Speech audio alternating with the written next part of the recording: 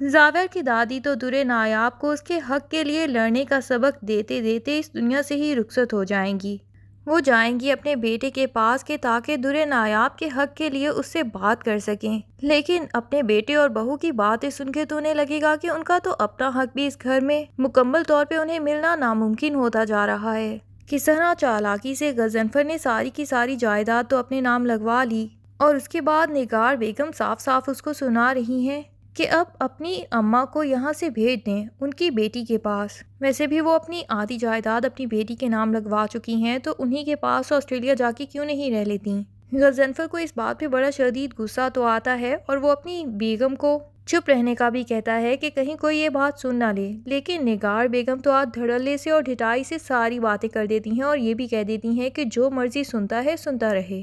اور افسوس کی بات کہ کسی اور کی بجائے دادی ہی یہ ساری باتیں سن لیتی ہیں۔ ان کے تو دل میں شدید تکلیف شروع ہوتی ہے، اور ڈاکٹرز کے پاس لے جانے پہ پتہ چلتا ہے کہ انہیں ہارٹ اٹیک آ گیا ہے، جو کہ اس عمر میں بہت ہی جان لیوا ثابت ہو سکتا ہے۔ دادی ابھی ہاسپٹلائزڈ ہی ہوتی ہیں۔ ادھر نگار بیگم خوشی منا رہی ہوتی ہیں کہ بالآخر اس بڑھیا سے تو جان چھوٹ ہی گئی۔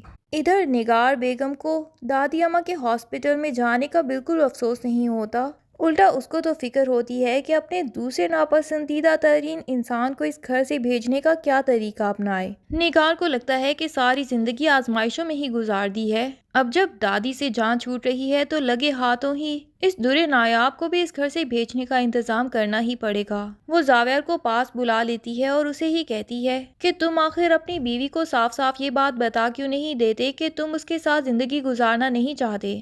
تمہارے دل میں یا تمہاری زندگی میں یا تمہارے کمرے میں کہیں پہ بھی اس کی کوئی جگہ موجود نہیں ہے، تو اچھا ہی ہوگا کہ وہ خود ہی اس گھر سے ہی چلی جائے۔ اور ساتھ ہی وہ یہ بھی بتا دیتی ہیں کہ کل سے میڈ بھی آ جائے گی اور حیدر کو وہ خود ہی سنبھال لے گی، اس لیے درِ نایاب کے اس گھر میں ہونے کی کوئی ضرورت نہیں ہے۔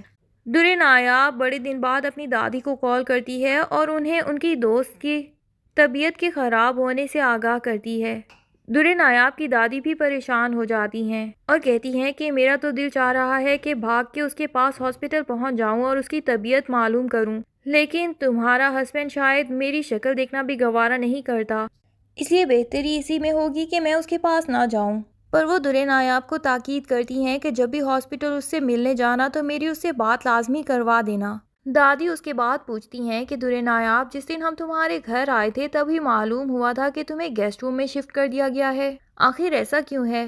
درِ نایاب بتاتی ہے کہ زاویہ کے بہت سے کام ہوتے ہیں جس کی وجہ سے میں اور حیدر گیسٹ روم میں ہی رہتے ہیں تاکہ زاویہ کے کام ڈسٹرب مت ہو جائیں، لیکن دادی کہتی ہیں کہ اس طرح تو تمہارے اور زاویہ کے درمیان میں دوریاں بڑھتی جائیں گی، تمہیں اپنا حق حاصل کرنا سیکھنا ہوگا، اپنے حق کے لیے خود ہی آواز اٹھانا سیکھ لو، اس سے پہلے کہ یہ امیر لوگ تمہارے سارے حقوق کی حق تلفی کرنے کے بعد تمہیں واپس بھیج دیں۔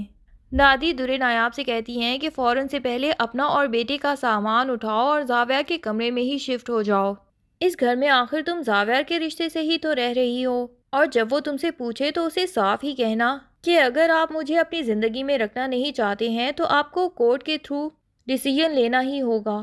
میں جانتی ہوں کہ میں آپ لوگوں جتنی عقل مند نہیں ہوں اور آپ کی طرح امیر بھی نہیں ہوں، اسی لیے آپ لوگ جو بھی چاہے میرے لیے رولز بنا سکتے ہیں، لیکن کورٹ یقیناً ایک ماں کے حق میں ہی فیصلہ کرے گا۔ آپ مجھے اس گھر سے نکال دیجئے، ایٹ لیسٹ میرا حیدر تو میرے ساتھ ہی اس گھر سے جائے گا۔ ججز آپ لوگوں کے جتنے ظالم نہیں ہوتے، وہ ایک چھوٹے بچے کو اس کی ماں سے دور نہیں کریں گے۔ درِ نایاب کو اب زاویہ کی دولت میں یا اس محل نما گھر میں رہنے میں کوئی انٹرسٹ بھی نہیں ہے، اس کی زندگی میں بس اس کی اولاد ہی بچی رہ جائے یہی اسی کے لیے کافی ہوگا۔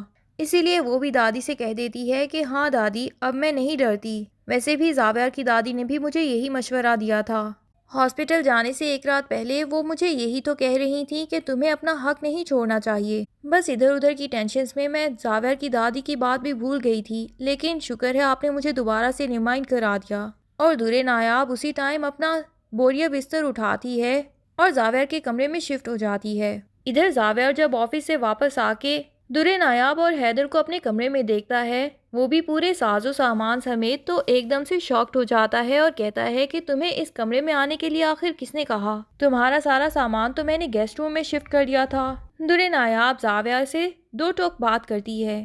زاویار جو کہ درِ نایاب سے اتنی عقل مندی کی امید تو نہیں کر رہا تھا، لیکن درِ نایاب کی بات سن کے اسے یہی لگتا ہے کہ ہاں اگر کورٹ تک یہ معاملہ چلا گیا تو بلا وجہ ایک تو فیملی کی عزت بھی داؤ پہ لگ جائے گی، اور پھر ہمارا ہر ایشو تو میڈیا کی زینت بن جاتا ہے۔ کورٹ سے انصاف خرید بھی لیا تو میڈیا والے تو یقیناً سوشل میڈیا پر جب یہ بات پھیلا دیں گے، اس کے بعد ہم درِ نایاب کے ساتھ کوئی زیادتی کر ہی نہیں پائیں گے۔ تبھی نہ چاہتے ہوئے بھی وہ درِ نایاب کو اسی روم میں رکنے کی پرمیشن دے دیتا ہے۔ درِ نایاب جس نے زندگی میں پہلی لڑائی لڑی اور اتنی جلدی جیت بھی گئی، اسے تو اعتبار ہی نہیں آتا کہ جب اپنے حق کے لیے کوئی کھڑا ہو جائے تو آگے والا چاہے کتنے ہی بڑے رتبے والا کیوں نہ ہو، اسے جھکنا ہی پڑتا ہے۔ اور پھر درِ نایاب نے کوئی بھی ناجائز بات تو نہیں کی تھی۔ درِ نایاب اس کے بعد سوچ لیتی ہے کہ میں اپنے اور اپنے بیٹے کے سارے حقوق اسی طرح ہی حاصل کروں گی۔ مجھے خود ہی اپنے بیٹے کے لیے ڈھال بننا پڑے گا اور سب کے آگے کھڑے ہو جانا پڑے گا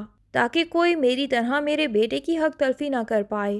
ادھر غضنفر کو جب پتہ چلتا ہے کہ ان کی ماں کی طبیعت بہت شدید خراب ہے اور وہ کچھ ہی دنوں کی مہمان ہیں کیونکہ یہ ہارٹ اٹیک ان کے لیے جان لیوا ثابت ہو رہا ہے، تو وہ روتے ہوئے گھر آتے ہیں اور نگار بیگم سے بہت ہی سختی سے بات کرتے ہیں۔ نگار بیگم غضنفر سے کہتی ہیں کہ جوان اولاد کے سامنے مجھ سے اتنا روڈلی بات کر کے کیا ثابت کرنا چاہتے ہو آخر؟ تو غضنفر بھی آگے سے کہہ دیتے ہیں کہ میں تمہارے بچوں کو بھی تمہاری اصلیت دکھانا چاہتا ہوں۔ جنید نے جو بھی بات کہی تھی بالکل ٹھیک کہی تھی اور اس کی باتوں نے میری آنکھیں کھول دیں۔ اگر اس نے تم سے بات کرنے کی تمیز نہیں سیکھی تو وہ یقیناً مجھ سے ہی اس کی لرننگ ہوئی ہے۔ جس لہجے میں اور جس لالچ کے ساتھ میں اپنی ماں سے بات کرتا آیا تھا وہ سب تمہاری ہی تو دین تھی، تو بالکل ٹھیک سلا ملا تمہیں۔ تمہاری اولاد کو بھی تمہارے آگے اسی طریقے سے ہی بات کرنی چاہیے۔ جیفی اور زاویار پوچھتے ہیں کہ آخر ایسا کیا ہو گیا ہے ڈیڈ، آپ موم سے اس طرح کیوں بات کر رہے ہیں؟ تو وہ بتاتے ہیں کہ اس کی وجہ سے میری ماں نے آخر ایسی باتیں سن لی کہ ان کو ہارٹ اٹیک آ گیا، اور وہ ہارٹ اٹیک ان کے لیے جان لیوا ثابت ہو رہا ہے۔ لیکن میں صاف بتا رہا ہوں کہ میری ماں اگر اس دنیا سے چلی گئی تو اس کی دولت کی ایک پائی بھی میں تمہارے نام کرنے والا نہیں ہوں۔ دادی جو کہ مرنے سے پہلے یقیناً ایک دفعہ تو ہوش و حواس میں غضنفر سے بات کرے گی، تو وہ یقیناً درِ نایاب کے حق کے لیے بھی غضنفر سے کہے گی اور کہے گی کہ اس لڑکی کو اس گھر سے کبھی مت نکالنا۔ اپنی ماں کی روح کو اگر سکون پہنچانا چاہتے ہو تو اس لڑکی کے ساتھ انصاف کر لینا، اور زاویار سے کہنا کہ اسے کبھی مت چھوڑے۔ یہ باتیں کرتے کرتے ہی دادی کی جان چلی جائے گی اور غضنفر کے دل و دماغ میں یہ باتیں بیٹھ جائیں گی، اور یوں درِ نایاب جس کا اس گھر میں آخری سہارا دادی تھیں، اللہ میاں یہ سہارا اس سے چھیننے سے پہلے ہی ایک اور سہارا بھی اس کے لیے اس گھر میں پیدا کر دیں گے۔ اب کیا غضنفر دلوا پائیں گے درِ نایاب کو اس گھر میں پورا حق، یا نگار اور زاویار کی نفرت مل کے درِ نایاب کو اس گھر سے نکلوا دے گی؟